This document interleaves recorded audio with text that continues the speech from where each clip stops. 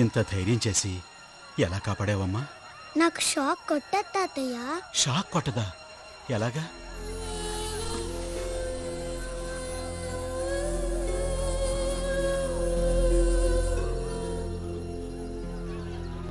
నువ్వు నన్ను మాత్రమే కాదమ్మా, ఈ జనానంతా కాపాడావు. చాలా థ్యాంక్స్. మీరు నాకు థ్యాంక్స్ చెప్పొద్దు తాతయ్య.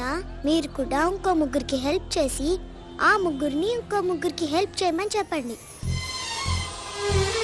ఏంటమ్మా ఏమన్నావు? మీరు కూడా ఇంకో ముగ్గురికి హెల్ప్ చేసి ఆ ముగ్గురిని ఇంకో ముగ్గురికి హెల్ప్ చేయమని చెప్పండి. ఇది నీకెవరు చెప్పారు? మా వీధిలో ఇస్త్రీ చేసే అతను నాకు చెప్పాడు. ఆ పాపకి అలా చెప్పింది నేనే సార్, కానీ అది నాకు నేనుగా చెప్పింది కాదు సార్. సిటీ బస్సులో నా పర్సు పోగొట్టుకుంటే ఆ బస్ కండక్టర్ నా పర్సు తెచ్చి ఇచ్చాడు సార్. నేను అతనికి థ్యాంక్స్ చెప్తే నాకు థ్యాంక్స్ వద్దమ్మా, నువ్వు ఇలాగే ముగ్గురికి సాయం చేయాలని చెప్పాడు సార్. ఆయనకి ఎవరు చెప్పారో తెలుసా? వాళ్ళ వీధిలో ఎవరో కిరాణా కొట్టదని చెప్పాడు సార్. ఆశ్చర్యంగా ఉంది. ఒకరి నుంచి మరొకరికి లింక్ అలానే వెళ్తుంది సార్.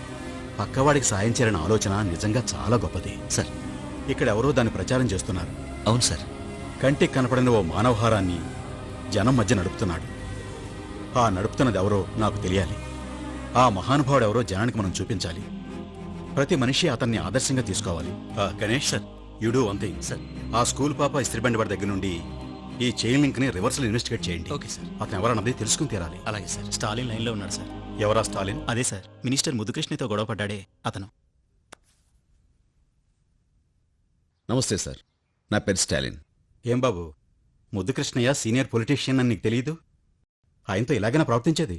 సార్, మీరు ఒక సైడ్ విని నిర్ణయం తీసుకోవడం న్యాయం కాదేమో.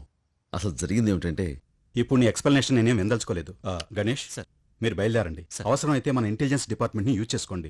2 రోజుల్లో అతను ఎవరన్నది నాకు తెలియాలి. Yes sir. చూడు, ఈ ప్రాబ్లం సాల్వ్ అవ్వాలన్నా, ముద్దు కృష్ణయ్య నీ జోలికి రాకుండా ఉండాలన్నా నే చెప్పేది నువ్వు విను.